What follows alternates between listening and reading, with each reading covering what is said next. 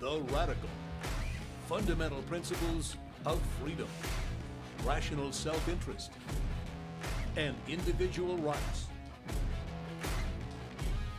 This is the Yaron Brook Show. All right, everybody, welcome to Yaron Brook Show on this Thursday, December 7th. We'll get to that date in a minute.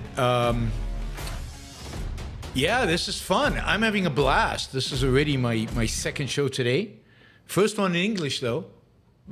Just concluded about an hour and a bit ago. My first episode of the Yaron Brook Show in Hebrew. We went now almost an hour, 45 minutes. Straight in Hebrew. I snuck in a few words in English here and there. I actually invented a new word in Hebrew. We discovered there was no real word for egalitarianism, so we made one up, and now we have a new word in English. I also seem to have broken Miroslav's app, but Miroslav has built such a great app that even broken, it's working. I jigger with it. I figured it out, and it's working. It is giving the wrong number on the super chat in terms of the amount raised because it is still carrying over the amount for the previous show, but we'll manage. I adjusted the goal, so we're in fine shape, and that's not going to be a problem. And I'm sure Miroslav will fix the app so it'll work again. So it'll work in the future. I'll be doing these shows every 2 weeks in Hebrew. My Hebrew was better than I expected it to be. It was better than my wife expected it to be. It was probably better than Boaz expected it to be. It's only going to get better. As we do more of these shows, my Hebrew will get better. Trying to have an impact on a small country like Israel, it's interesting. We'll see what happens. I'll also be visiting Israel at some point in 2024. Maybe we can leverage the show into some bigger following in Israel. So anyway, fun, exciting, and for me, fun, because I enjoy doing these shows.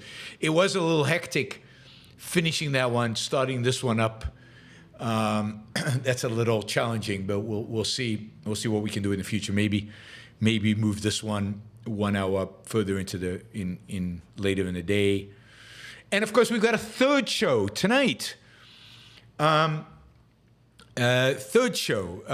So the next show will be tonight at 7 p.m. East Coast time, and that show will be in English, unless Don Watkins has learned another language that we both share, which I guess the only other language I speak is Hebrew. So, but that will be me and Don. I'll have Don on the show. We'll be talking about his new book, Effective Egoism. If you haven't yet watched the Effective Altruism show, you should. And if you haven't watched my show on selfishness from Saturday, you should. That'll kind of set you up for the Effective Egoism show that will be on tonight. So there you go. Never going to be Yaron in French. I took, I don't know how many years of French in high school. I remember, 2 words, 3 words maybe at most. Did I speak English or Hebrew at home as a kid? Originally English, then Hebrew, then English, then Hebrew English, kind of a mixture of the two. So when I was 3, I think I went to my parents and said, I don't want to speak English anymore. We live in Israel after all, or whatever I said, right? I said something about I don't want to speak, so I refused to speak English. So they tricked me and moved us to the UK, where we lived in London, where I forgot my Hebrew and learned Cockney, which is a kind of English. And I spoke Cockney for like 2 years. And then we came back to Israel and had to relearn my Hebrew. And from that point, I basically spoke English at home and Hebrew outside. But it was kind of at home, it was kind of a hybrid English-Hebrew. All right, where are we? I think we're good. Okay, so let's get started. Today is December 7th. December 7th is the anniversary of 2 horrific events now. It's the 2-month anniversary of October 7th, which was the Hamas attack on Israel. We've talked a lot about that, so I'm not going to say more about it, but it is exactly 2 months when that shocking event happened. As we said, I've talked a lot about it, so we're not talking much. We're not going to talk today about Israel-Hamas unless you ask about it in the super chat. But today is also Putin's birthday. Really? I don't know. Today is the anniversary, of course, of Pearl Harbor on December 7th, 20. Jennifer's comment confused me because she says we were in Pearl Harbor on December 7th, 2011, and it was like Pearl Harbor happened on 2011. It was just me. So December 7th, 1941, of course, the Japanese Navy attacked Pearl Harbor, killed something like 2,400 U.S. servicemen. About half of them died on the battleship USS Arizona, which was sunk within minutes after a bomb struck its forward magazine, ignited more than 1 million pounds of ammunition, and the boat sunk, and about 1,200 or over 1,000 Navy soldiers sunk with it.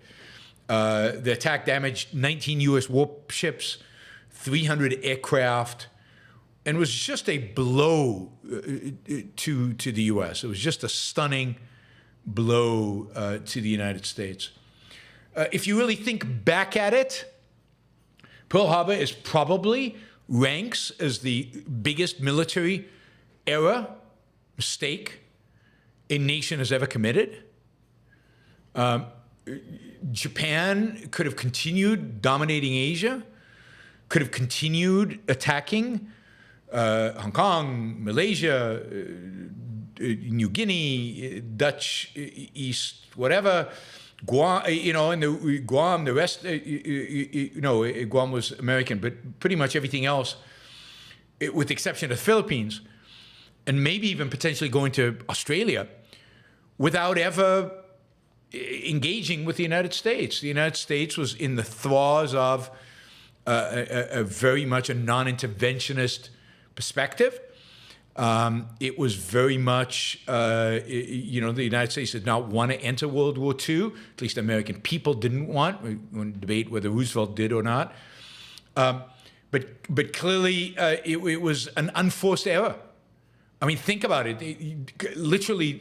They could have dominated Asia for who knows how long, and continued their murderous, horrific fascist regime for who knows how long. Instead, they decided to really awaken a giant. It is very interesting to read about why they decided to attack the United States.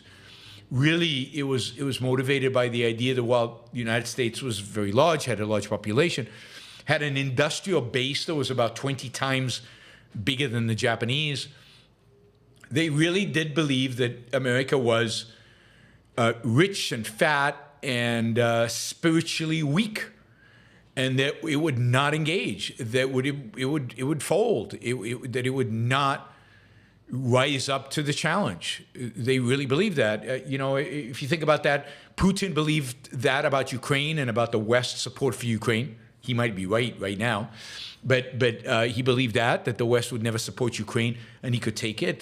There's a sense in which Hamas attacked on October 7th out of the belief that Israel was corrupt and there was a lot of division inside of Israel and it would never rise up to attack it. And it had plenty of reasons to believe that given Israel's previous responses. Clearly, the Japanese miscalculated. Not only did the United States rise to the challenge, but it crushed the Japanese and launched us into an atomic era by dropping 2 atomic bombs on Japanese cities. And that story is an interesting story. But on December 8th, which is the next day, I mean, this is an interesting phenomena in American history because no American president does this anymore. But on December 8th, Franklin Delano Roosevelt asked Congress for a declaration of war against Japan, declaring war against Japan. Notice that he did not ask for a declaration of war against Germany, because his sense was that he didn't have enough votes in Congress to declare war against Germany, and that the American people were still against America's intervention in Europe. They still remembered the horrors of World War I and the mistake of the United States entering the war in World War I. In the second biggest historical mistake by a country, 4 days later, Hitler declared war in the United States. Imagine Hitler not declaring war in the United States. Now, I believe that over time, Roosevelt probably could have convinced the American people that war in Europe was necessary, given that we were already at war with Japan. But Hitler preempted him and made the decision easy. It's something Roosevelt wanted anyway. Mary Aline asks, is it true that Roosevelt knew about Pearl Harbor in advance? I mean, I think my answer to that is I don't know.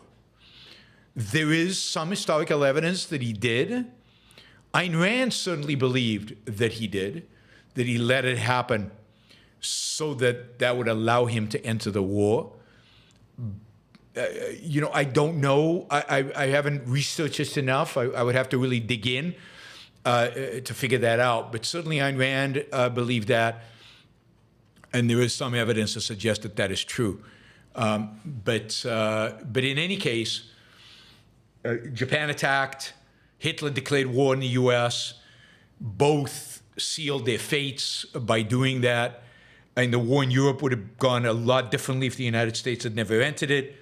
I think ultimately, more Jews would have died, but we probably would have saved ourselves a Cold War, because I think the war would have basically crushed and depleted Stalin's Russia, and by the time the U.S. maybe would have had to intervene, both Russia and Germany would have been dramatically weakened, and the whole war would have been easier for the United States. But and we wouldn't have had to deal with a Cold War Russia. But we could have dealt with a Cold War Russia anyway by just doing what Patton wanted to do, which was kick him out of Eastern Europe, which is what we should have done. We should have never given the Russians Eastern Europe, ever. At the end of World War II, we should have just kept going. And Patton could have done it without many casualties and could have pushed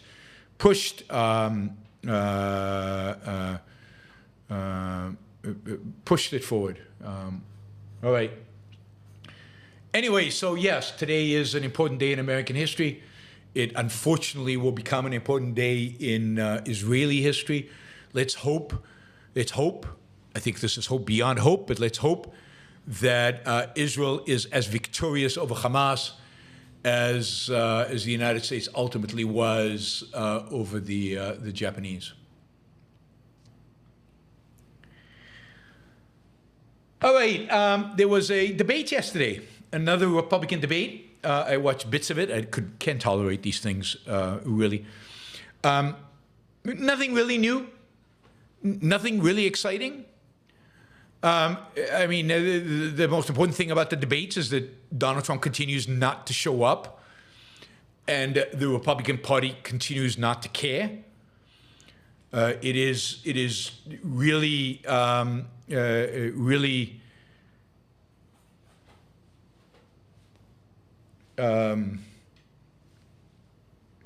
What would you say? Yeah, I mean, the Republican Party is committed to Trump. It is truly unbelievably disappointing. It is what I kind of expected when I said before the 2020 election that Trump needs to lose in a landslide. Unfortunately, he didn't. He lost by a small margin. And he pulled off the brilliant marketing tactic that I did not foresee coming at the level of consistency that it came, which is to declare that he actually won and didn't lose. So he lied, blatantly lied to the American people. Shockingly, a significant number of Republicans believed him. It just proves how mindless the Republican Party is. And yes, the Democratic Party is as well. Just to be clear, Democratic Party is as well. But it's just unbelievable how mindless Republicans are. The Republicans have a field that is narrowed now to 4 candidates beyond Trump, all of whom would be better than Trump, all of whom are younger than Trump, all of whom are more interesting than Trump. And yet the Republican Party is so blindly committed to his, I don't know what it is, to his arrogant stupidity, that they will just keep going with him. Haley and DeSantis, and probably Christie, could all beat Biden face to face. I think beat Biden with a larger margin than Trump can. I think that Haley might be able to actually win the popular vote, which would be the first time that the Republicans have done that in I don't know how long. Maybe since 2004. Did 2004, did Bush win the popular vote? Maybe not. Maybe it hasn't happened since Reagan.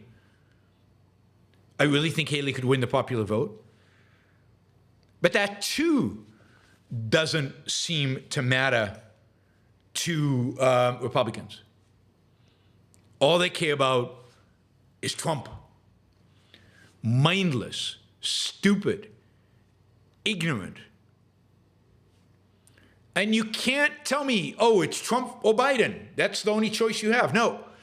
The primaries have not happened yet, and you have a choice. You can vote for DeSantis. You can vote for Haley. You could vote for Trump. You can choose. There's a real choice. And both Haley and DeSantis would be better than Trump. Better than Trump, not from my perspective. Better than Trump from a Republican perspective. They would clearly beat Biden, whereas Trump might beat Biden, but he might not. He might also go to jail. He might also just self-destruct. He is also getting close to 80 years old, and his mind is not quite there. I mean, he's almost having as many crazy kind of saying stupid things that it's just the memory and the mind as Biden is. Republicans don't care. They're loyal. And this shows the extent to which America, and I'm not saying Trump is a dictator, although, we'll see. But it just shows how ready so many people within the Republican Party are ready for a dictator. Because this is personality worship. This is what happens in authoritarian regimes. You become enamored with the personality. You become enamored with the person. It's not about ideas. It's not about policy. It's not about anything. Nobody knows what Trump stands for. Nobody cares. Not a single Republican cares. He hates the left. All they care about. And they like that he's a rude, obnoxious imbecile. Even if Trump was wronged, move on. Why aren't they moving on? Why aren't they moving on? Because it's a personality worship. It's become a complete personality worship. And he's not macho. He's one of the people with the lowest self-esteem I've ever seen. He's a nothing. He really is a nothing. He's got the thinnest skin I've ever seen on anybody. No self-esteem there. No pride. No dignity. He doesn't have even the confidence and self-esteem of a thug. Affairs with porn stars, a porn star. He's just a horrible human being. Horrible. And Americans are enamored with him. And this is personality worship. Of the worst kind. This suggests that people want somebody just to go in and break stuff. This is Republican nihilism. This is Republican nihilism. better than Biden, but now is not the issue of better than Biden. You know, one of the best comments I got on the show in Hebrew was, at least in Hebrew, Scott won't be there to harass, to harass. And I think my comment was, I don't know, Scott might learn Hebrew just to show up on my Hebrew show in order to be able to comment and disrupt and harass. He might just learn Hebrew for that. You know, who knows? He seems pretty motivated. All right. Anyway, I just want to say that about the debate. Ron DeSantis did better than he has probably in any other debate. It still wasn't good enough to differentiate him in any significant way. I think Haley stood her ground. She did fine. This debate won't hurt her. It might help DeSantis a little bit, but not significant enough. He didn't break through enough. It's basically for second place between Haley and DeSantis. The reality is, though, at some point, they will have to go after Trump. At some point, they will have to challenge Trump. When? When are they going to do that? After the election? 2028? When are they actually going to go after the real opponent? I mean, they can go after Christie, they can go after each other, and they can go after, Vivek. It's irrelevant. It makes zero difference. The only person they actually have to go after is Trump. I think the only thing that can explain their behavior is that they are hoping, praying that Trump drops out somehow. That because he's arrested, because of the lawsuits, because of these things, he's going to drop out somehow. But when are they actually going to attack Trump? I mean, Trump has a gazillion things that could be attacked on. And they are silent. They're such weak candidates in that sense. It is truly pathetic. I mean, I know the strategy, don't alienate Trump voters. Well, if you don't attract them, you have to attract them by pointing out Trump's deficiencies and why you're better. And they're not doing it. And as long as they don't, I mean, the only person attacking Trump, and he does it well, is Christie. But Christie has nothing else to offer. They do. So, I know Scott should be calling up his candidate, DeSantis, and telling him to start attacking Trump, because otherwise he is toast. They're all toast. The only way they can win is by differentiating and also showing why Trump is not a good candidate. I said from the beginning, they should be calling Trump a loser, because he is and has been, and he's lost the Republican huge. The only reason Trump is electable is because Biden is so bad and senile and 80-something years old. Anybody pretty much could beat him. Trump will struggle to beat him. But that's only because of Biden is so bad. It's not what I want to see. It's about winning. Biden and DeSantis and Haley cannot win without attacking Trump. It's just a reality. That maybe they can't win even with attacking Trump. It's possible you cannot attack Trump no matter what. But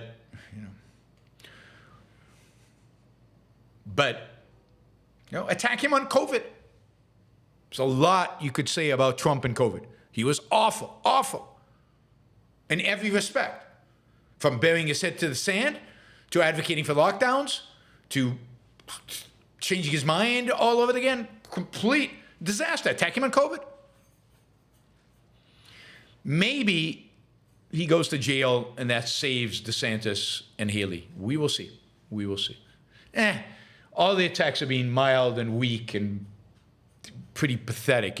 If what the Republican Party is looking for is a macho fighter, then Haley and DeSantis need to project machoism. And the only way to project that is by going after him properly, thoroughly, systematically.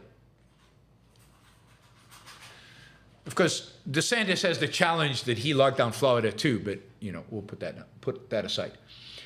All right,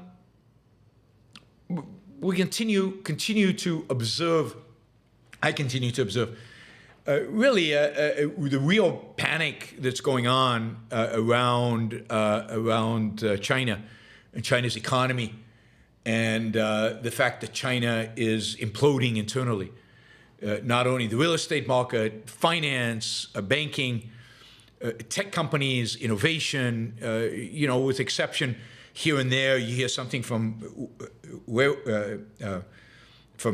a chip manufacturer here or there, or some. Mostly things are going really, really slowly, and I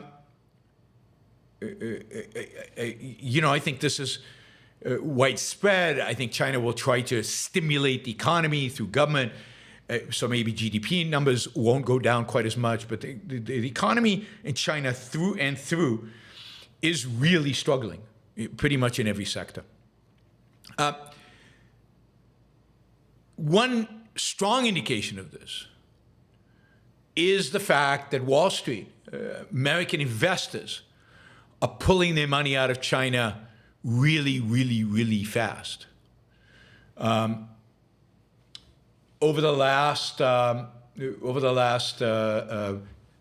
year or so, just under a year, in the first 11 months of this year, institutional investors in the United States, these are people like Bridgewater Associates, Ray Dalio's company, which has always been very positive about China, private equity firm Carlyle, and many, many others, have been pulling billions and billions of dollars, $31 billion just this year.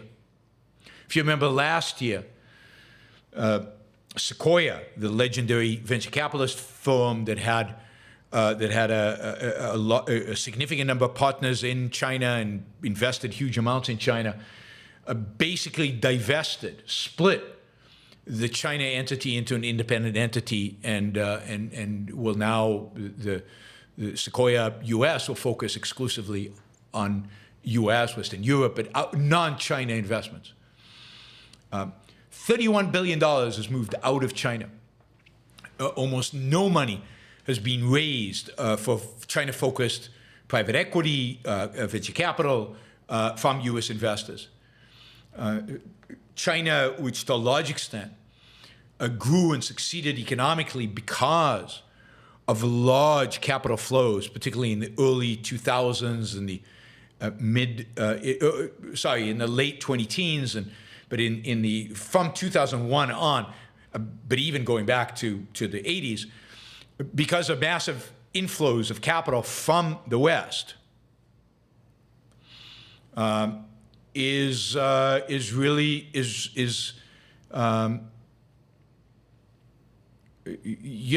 is what drove, to a large extent, other than the economic freedom that was allowed, it was foreign direct investment that drove much of this boom. It was this capital.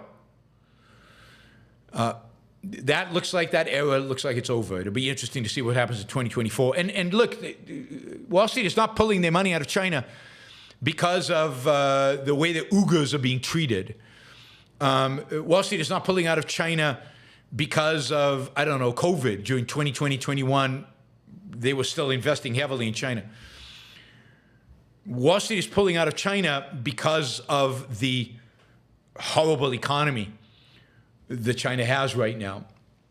And this is because really goes back to the financial crisis and the shift in the economic model from the financial crisis on, which became far more dependent on government investment, far more dependent on a kind of a pyramid scheme based on real estate, based on real estate investment locally, and became far more dependent on state-owned enterprises rather than on the private sector. The private sector was in a sense sidelined during this during this period, during the last period since the great financial crisis. There was some momentum still, but certainly over the last 5-6 years with Xi in power, Xi centralizing power, and then basically crushing the private sector in order to accumulate power around the governmental center, the state-owned enterprises, and so on. So China is in decline. Chinese don't want to hear that. They don't want to believe it, but it is a fact. Talk about decline. So, I don't know if you know this, but the U.S. has this neat kind of program. It's stunning to me that the government gets involved in these nitty-gritty things, but it does. The United States government actually has, organizes, is involved with an au pair visa program. There's literally a visa program dedicated only for au pairs. I didn't know this.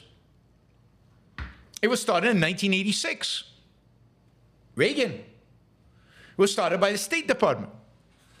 And it allows foreigners between the age of 18 and 26, almost all of them women, to move to the U.S. for up to 2 years to live with a host family and help take care of their children. It's intended to be affordable for Americans, so it's intended to be a program that reduces healthcare costs for Americans. It's flexible daycare, basically. Cheap daycare. And it's also an opportunity for ambitious young people from other countries to come practice their English, immerse themselves in American culture, and spend some time in the U.S. This program has facilitated about 20,000 au pairs every year coming to the U.S. This is crazy. Why not just have a temporary visa program that allows people to hire au pairs from other countries? No, but that they might stay. They might this. It has to be a special visa, only 2 years.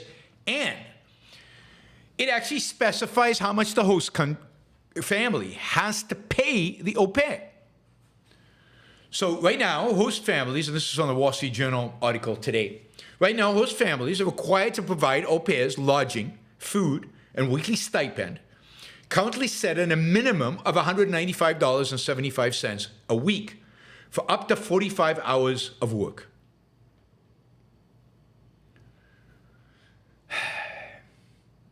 Now, the Wall Street Journal article says, au pairs and families alike agree that the minimum stipend is too low. So why don't the families just raise it?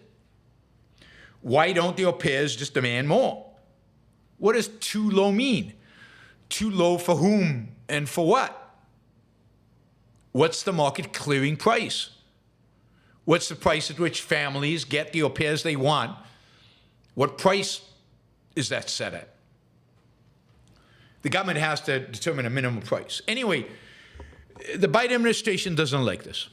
They don't like it because it turns out that au pairs are earning that this $195.75 a week after lodging and food and so on is really based off of a $7.50 an hour minimum wage, which is still the federal minimum wage. But the problem is that many, many states have raised the minimum wage dramatically, $15, $16, $20 an hour in some states. And then au pairs come and they let's say go to California or New York or somewhere expensive like that, and suddenly they discover that the minimum that they agreed to is not enough for them to live off of. So the United States government is about to raise the minimum. And in some cases, because they're going to adjust the minimum to the minimum wage in the particular place that the au pair is going to live, in some cases, we're talking about a dramatic increase to something like $700 a week instead of $195, let's say $200. Like almost 3x. With no consideration for the private decisions of the individuals involved. You can only get a visa under these terms. If you are willing to work for less, they won't give you a visa. I mean, this is kind of stupidity that our immigration policy, I was going to say strategy, but there is no strategy, that our immigration policy is filled with. Why not just allow for temporary visas for people who want to work? All they have to show is I got a job, and they can come. And why shouldn't Americans get all the au pairs they want. Why shouldn't they be able to pay whatever they can negotiate? Ooh, they might exploit the au pairs. Really? Is that the problem? That au pairs are going to be exploited? Well, then au pairs will start talking to one another, and no au pairs will come to the U.S. until Americans wake up and stop exploiting au pairs. Not a problem, really. It's not a problem. Why not just let anybody who can work in the U.S. come to the U.S.? Ooh, because they don't look like us, because they don't vote like us. I'm not even sure that's true. I wish I got an au pair. I was too poor when I had kids to have an au pair. Although at $195 a week, I never thought of this, but at $195 a week. Now, I mean, later, when they were older, I probably could have afforded it, but certainly when they were born, I couldn't afford that. That was like expenses for the week. That was everything I spent on a week was less than $195, so there's no way I could have afforded it when my kids were born. Wow. Just the stupidity of immigration policy. Which brings me to the next story, which is about unemployment. So unemployment in certain states around the country is starting to tick up. And there is certain fear that unemployment is going to increase. But what's interesting about unemployment ticking up is that unemployment is ticking up in certain professions. And there is a massive shortage of personnel in other professions. There is right now in the United States a real mismatch between the skills people have and where the jobs are. And we're talking about decently paying jobs. So right now, for example, Wall Street Journal again has a story about New Jersey, which has the highest unemployment rate, or the unemployment rate is rising the fastest in the country. And where most of the people being fired are white-collar employees, from finance, real estate, other various pharmaceutical companies, others firing them. And yet, there's a massive wow, that didn't come out right. There's a massive shortage of, for example, in the same pharmaceutical industry, research scientists. There's a massive shortage of commercial drivers. There's a massive shortage, huge, in just generally healthcare and social assistance.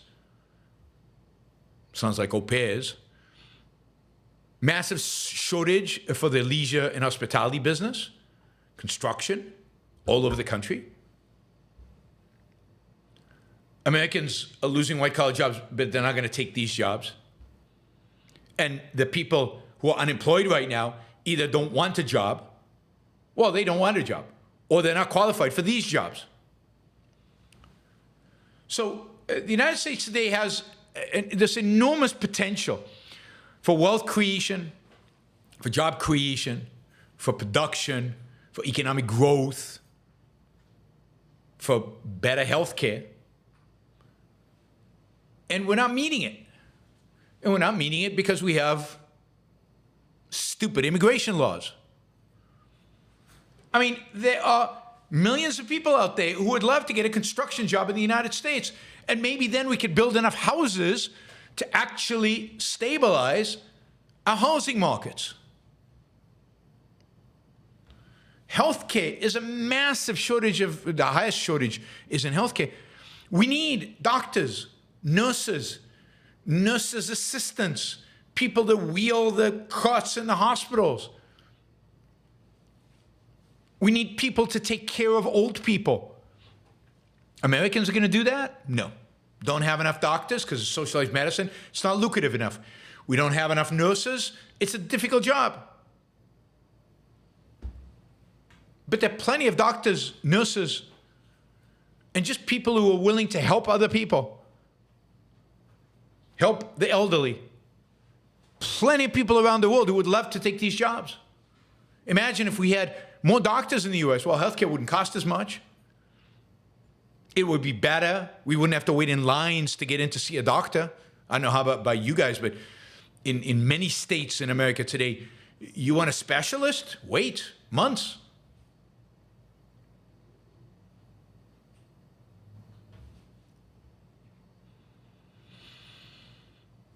So, stupid immigration laws, a theme. And you know, you're not going to solve it. A big part, you know why we don't have enough doctors, by the way?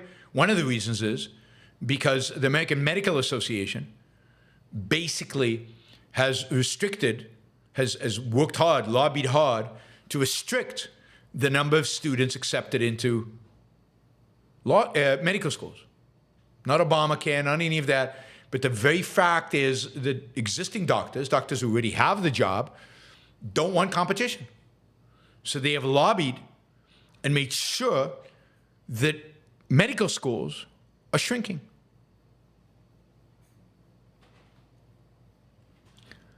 Now, you could stop that, stop the cronyism, but it's actually easier just to import doctors and break the AMA that way. AMA is the American Medical Association. So a theme of today's show, one of the themes is stupid immigration policies. Finally, here's another theme for stupid Republicans. Ukraine. Ukraine clearly needs, and I think deserves, given that it's fighting a clear American enemy, American military support. Not in terms of putting troops on the ground, not in terms of going to war, but in terms of sending them equipment so that they can fight for their own freedom, their own liberty, and so that we don't have to when Russia and emboldened Russia invades Poland or Estonia. We haven't given Ukraine $200 billion. I mean, that's a myth, and most of what we've given them is not dollars. Most of what we've given them is old equipment we weren't going to use anyway. So it's in terms of the cost, it's been really low once you take into account the amount of ammunition we sent them that was going to expire soon anyway, that we're going to dump, the number of just military equipment that we weren't going to use anyway, and that didn't fit what we needed on the Pacific side. Might as well let the Ukrainian use it to go after Russia. So the Biden administration, one of the few things it's done right has been support Ukraine. Not aggressive enough, not fast enough, not, it's been so slow. But I don't know if Trump would have ever supported Ukraine. Probably not. So at least Biden did that. Douglas McGregor, with all due respect, doesn't know what he's talking about. He's awful. He's been wrong from the beginning, and he doesn't know what he's talking about. Anyway, Republicans are holding up this bill to provide support for Ukraine. But Republicans are not going to vote for it. Not because they don't want to support Ukraine. They do. By a big majority of Republicans in the Senate want to. House, I think the majority do, but a minority of MAGAs, Trump supporters, don't. But the majority in the House, in the Senate, and a clear majority in the House would vote for Ukraine aid. But the Republicans have decided to link it with more border security, a bigger wall. What is the relation between the two? Nothing. There is no relation between the two. But they want to score political points at the expense of Ukrainian lives, at the expense of American national security, at the expense of freedom, liberty, who cares? We're going to get Ukrainian aid at some point. I'm sure at some point the Republicans will vote for it. But in the meantime, they're going to play their stupid political games, because that's all this stuff is a political games to them. They, in that sense, they're no better than the Democrats. It's pathetic to watch. I mean, imagine if they were doing something that actually meant something, like, I don't know, cutting government spending, like they had an opportunity to do last month, or they had an opportunity to do in the past, is to squeeze Biden for more spending cuts. But God forbid they do that, because they don't actually believe in spending cuts. Instead, the only thing Republicans are actually willing to go to the mat for is a taller wall, more barbed wire. I don't know, some mythical protection on our southern border from the invaders from the south. It's pathetic. Republicans are pathetic. We really need a political revolution in this country. And what we're going to get is Donald Trump. That's the revolution. That's the kind of revolution we're going to get, sadly. Not the kind we actually need. Quite the opposite. Oh, wow. Okay, that was longer than I expected. Okay, let's jump to the Super Chat. We are $80 short of our goal for one of these shows, which is $250. Please consider asking a $20 question, 4 of those, and we're done. And don't forget, you can also support the Yaron Brook Show on Patreon. That is amazing. That's a monthly support, so it's knowable in advance. You can also support the show on Subscribestar and on PayPal through YaronBrookShow.com/support. And all right, let's jump in. Mike Dial says, have you already talked about Basel III, a capital regulation scheme that would allegedly raise borrowing costs and decrease access to credit? I haven't yet. And Basel is a international regulation that that would certainly would affect banks in Europe and the United States, and ultimately the idea would be to make this global. I have argued in the past that Basel II, which was the previous version of this, actually significantly contributed to the financial crisis, was a huge mistake. Encouraged European banks in particular to buy heavily into mortgage-backed securities, American mortgage-backed securities, because it was treated as if they were risk-less. And there's no reason to think that Basel III would be any better. I mean, the reality is that central planners cannot centrally plan. And to anything they pass will ultimately, be, you could call it unexpected consequences, or you could call it expected consequences, but bad consequences. Now, I haven't dug into Basel III in the details, but they do want to increase capital requirements. Now, I understand wanting to increase capital requirements. And higher capital requirements are a good thing and are ultimately the solution to a lot of the instability in finance that we have today. But to impose them from the top, to impose them through a regulation, is a mistake. Although you could argue, of all the regulations they do of banking, this is the least harmful. If they got rid of all the other regulations and instead just imposed capital control, capital limits so that banks had enough capital not to go bankrupt, that would help a lot if they got rid of all the other regulations. But to load up banks that are already, just volumes and volumes of regulations, with also capital regulations, that is increases in capital, and also the kind of capital, I mean, this is the problem. It's more than just capital. It's the kind of capital. It's really getting into the nitty-gritty of how banks are run.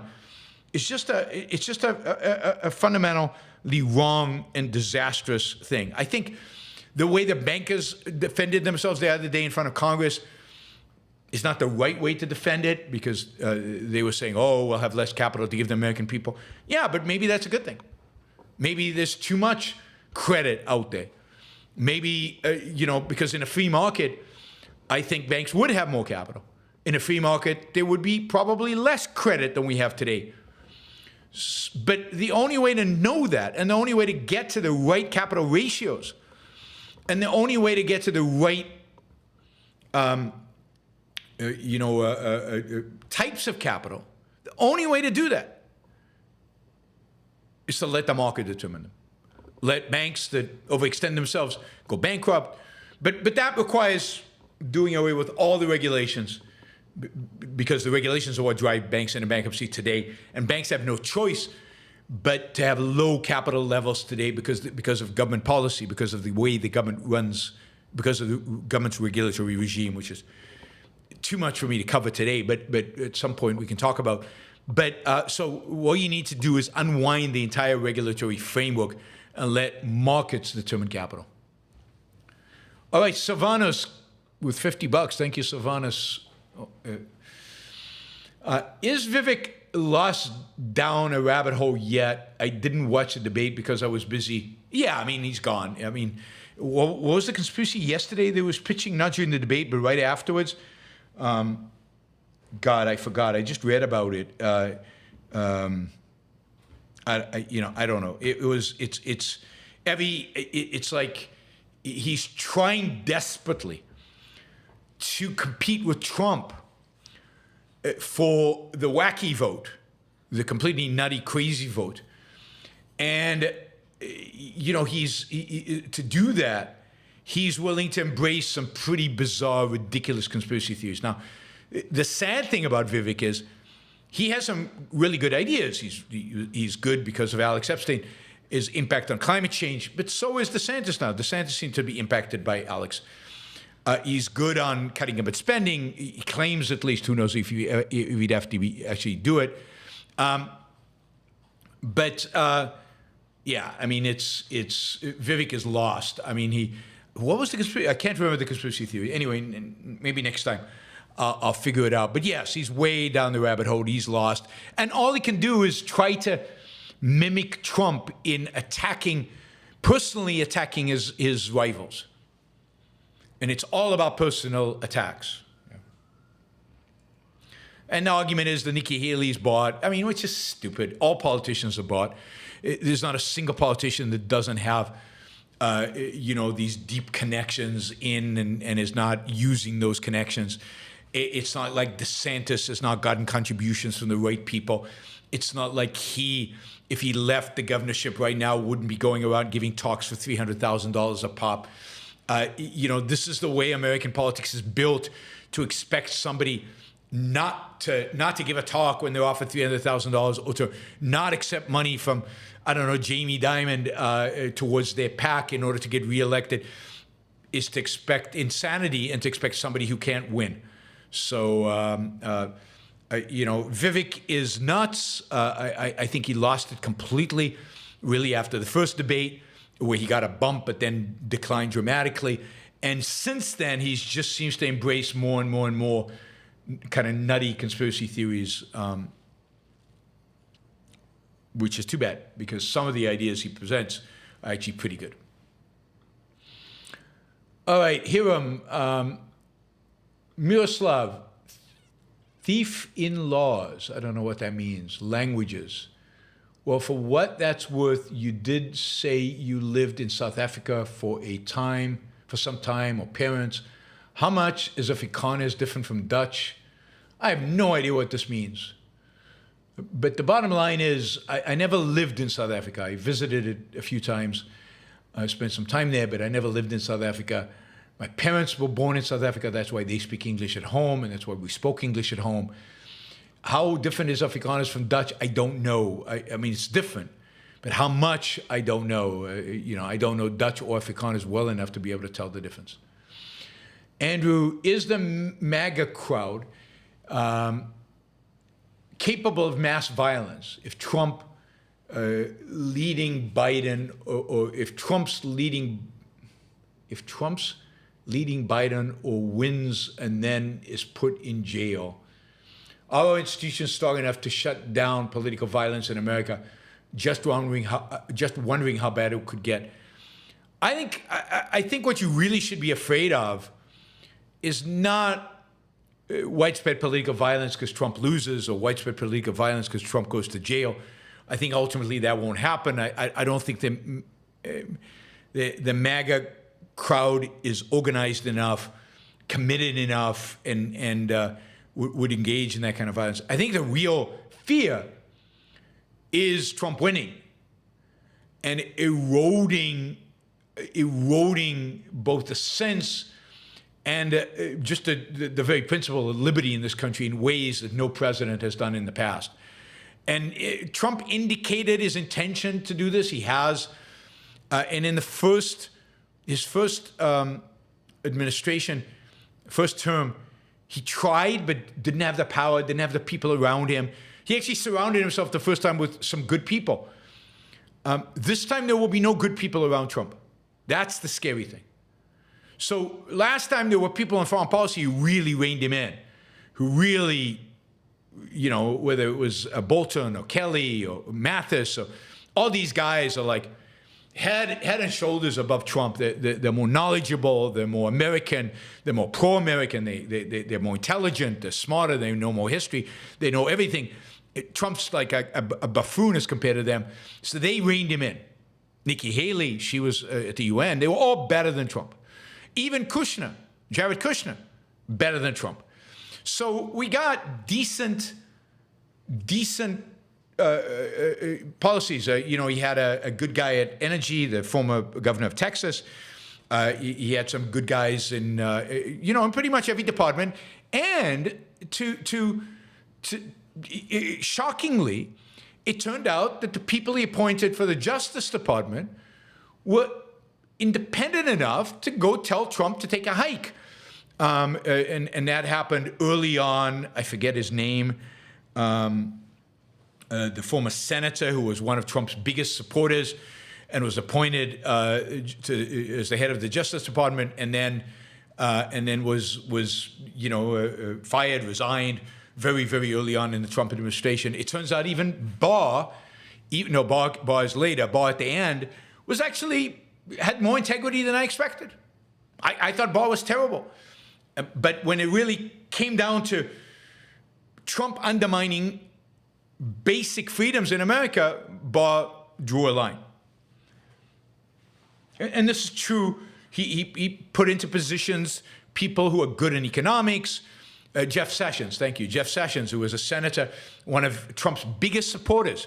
From day one, when Trump started running, Sessions was right there. And then Sessions recused himself over the Russia investigation, over the investigation, and over the Comey investigation. And that was it. Trump was livid that he would recuse himself, which was the appropriate thing to do. And he appointed an independent thing. Now, remember, Sessions was 100%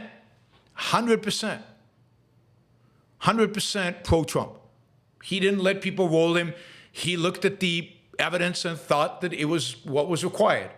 He has, again, more integrity than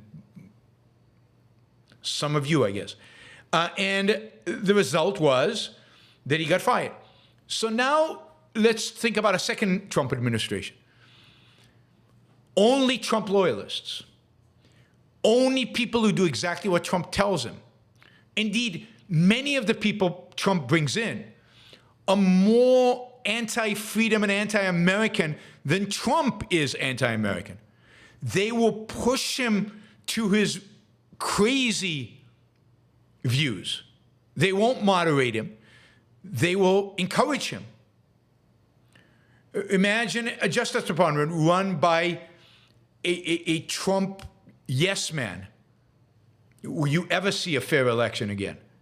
Imagine a economic team that is committed now, not fight against it, but committed to Trump's 10% tariffs across the board, and industrial planning, telling CEOs what they can and cannot do. You know, before he had his Treasury Secretary, I forget the guy's name, Treasury Secretary fought him, and he had a chief economic advisor. He had several chief economic advisors who all fought him on his instincts for higher taxes and greater central planning. Trump, you all forget, wanted to actually raise the top marginal income tax rate. Imagine if those people are replaced, Mnuchin, thank you, with now people who, again, completely bought in to Trump on foreign policy, on everything, who suck up to Russia, suck up to China, because after all, China shows a lot of respect for Xi, and that's what Trump wants. I mean, you can't imagine the disaster that we're heading towards. Really can't imagine. Peter Navarro was the only guy who was worse than Trump on trade. So imagine everybody in the administration is a Peter Navarro. But even Peter Navarro was pretty good on COVID. Right? Even Peter Navarro thought Trump was bad on some things. Imagine somebody who never challenges Trump, who never questions him. The alternative is whatever. Right now, you have lots of alternatives. Right now, you have Nikki Haley, you have DeSantis, you have Christie. There are lots of alternatives right now. So don't tell me what is the alternative. The alternative is any one of these Republicans. Choose, pick. That's what's relevant right now. Afterwards, we can talk about Biden versus Trump. Can't be Trump. Maybe you say it can't be Biden, but then the solution is not to vote. But it cannot be Trump. Trump cannot be an alternative, given the kind of people he's going to bring into the administration. And by the way, the whole Heritage Foundation has restructured itself. Basically, the more traditional conservatives, the more free market conservatives, more American values, American history, American founded conservatives have left. The small libertarians have left. And what you've got left with is Trump conservatives, who are not conservatives, not in the traditional sense, who are big government conservatives. That's what you got left at Heritage. They were always dominant at Heritage. And they have geared, the entire administration of Heritage is geared towards, there's an entire massive program at Heritage. I'm not making this up, this is public knowledge, to help Trump's staff the next administration with people loyal to him. Loyal to him.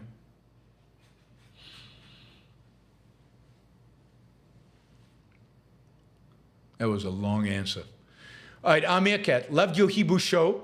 Disappointed my joke flew over your head. It was in Hebrew. It's hard for me to do jokes in Hebrew. Half the soccer team in Israel are named after the Maccabbis. You were just as nuts, who were just as nuts as the Talliiban. Oh, in that sense, yes, they were. They were religious fanatics. Loved hearing you say Gazza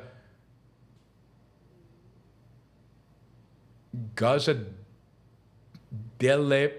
Delenda? I don't get that. Anyway, he liked hearing me speak Hebrew. That's cool. Thanks for joining today. And reminded everybody, I'm doing these shows every 2 weeks on a Thursday, 10 a.m.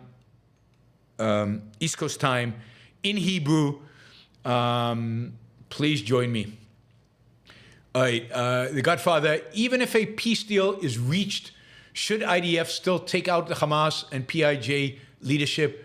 What about Iranian leadership for sponsoring these organizations, also Hezbollah leadership? Yes, yes, yes, and yes.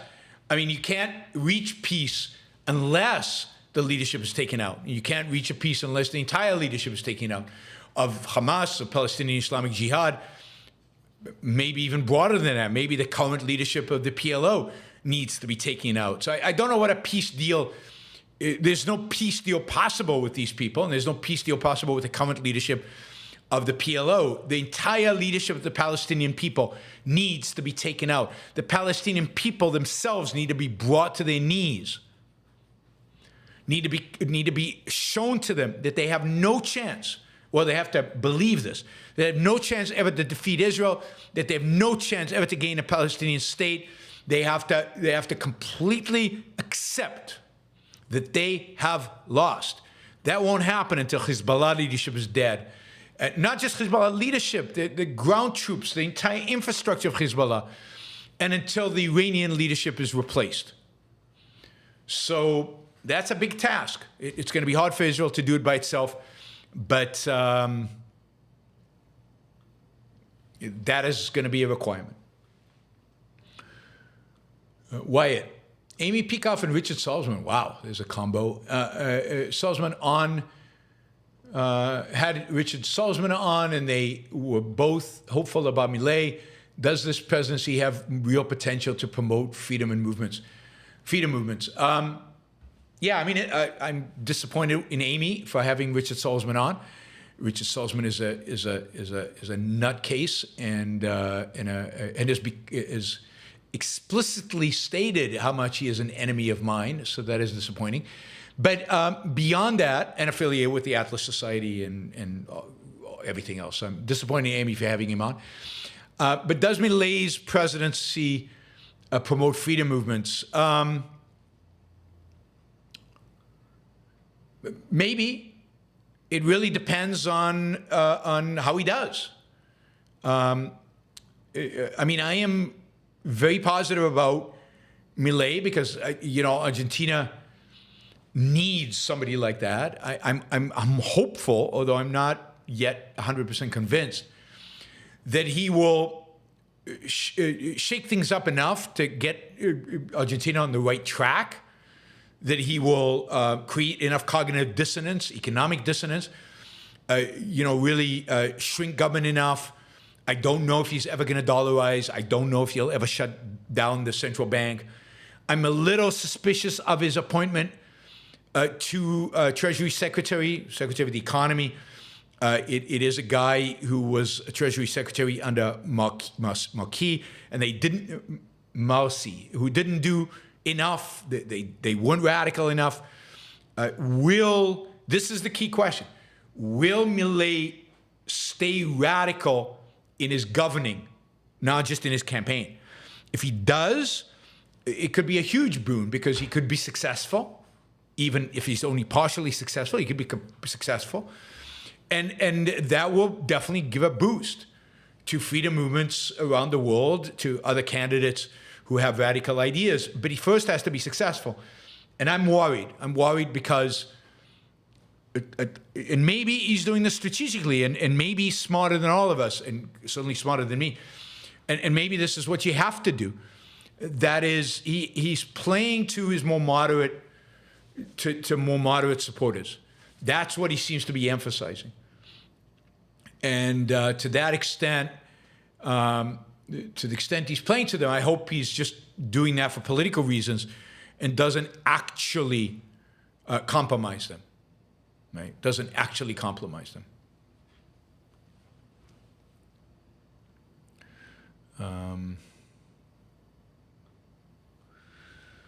Andrew, Trump at a town hall the other night was a scary scene.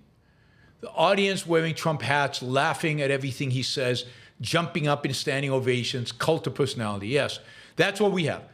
We have a cult of personality, and that's how authoritarian regimes get started. And I don't think Trump can pull off authoritarianism. We'll see. But if not Trump, somebody else. But what this indicates is America's willingness to engage in, facilitate a cult of personality, which is the path, the unmitigated path to authoritarianism. That's where this country's heading. There's no question. Left, right, it's heading towards authoritarianism, and both are supporting it. Anybody want to ask me a question about anything? The super chat is available. I'm not going to answer your questions. It's just in the chat. You have a urgent, burning question? The chat is right here. Super chat is right here. Mary Aline says, Trump has a personality? Yeah, a rotten, ugly, horrible one. But he has a personality. Larry says, have you located my book, Forks in the Road, on Amazon yet? No, I haven't. I really haven't had a chance to even look for it. But it's on my list to do. So we're working on it. We'll get there, I promise, Larry. Let's see. Mark and Mary Benz did confirm that she paid me $500. Mark Thomas says, don't forget PLFP, Communist Liaison for 80 years. Yeah, to the extent that they have any power today. Yeah, any one of these groups need to be destroyed. Spyman 3000, Trump's semi-effective against the eco-nonsense. Yes, semi. But again, it comes from Trump, so I'm not sure how effective it is in the long run. Biden put us back on track to destroy the auto industry almost immediately. Not an alternative. Yeah, if you only want to focus on one one industry that's true. I'll go back to the stats I gave you the other day. The United States is producing more oil today, barrels of oil today, under Biden, who's horrible, right, than ever in American history. I'm not saying that to compliment Biden. I'm just saying Biden has also been put in a corner where he had no choice, and but to, quote, allow the American oil and gas industry to go out there and just produce the huge quantity of oil and gas that we're producing right now. Yeah, I mean, I think neither an alternative. And right now, we've got primaries, so neither has to be an alternative. You can go and find somebody better. All right, everybody, thank you. I appreciate the support. I appreciate that we got to our target exactly, almost exactly, so that is fantastic. Let's see, we have a show tonight at, 7 p.m. East Coast time. I'm interviewing Don Watkins. It's going to be a lot of fun. It'll be really interesting. I'm curious. I haven't read his book yet, but I'm waiting for the Kindle version to come out. But I'm excited about the book. I know Don's a great writer. I know he's a he's a great thinker, and and effective egoism. What a great title. So I'm excited about the conversation we're going to have tonight about egoism. So join us 7 p.m. I will see you there. Mark. Last I saw, Angela had emailed you. I haven't seen you reply to Angela, but maybe I missed it. But hopefully we can schedule something. Spyman 3000 says, go see Godzilla Minus One while it's in theaters. Yes, everybody keeps telling me that. I will try. My wife won't go with me, so I have to get a night out by myself and go watch it. Or if my son is going to be here visiting me later in the month, and he really liked the movie, maybe we'll want to see it again. And we'll go together. We'll see. But thanks, everybody. Wow, over an hour. I'll see you at 7 p.m. For the third show of the day.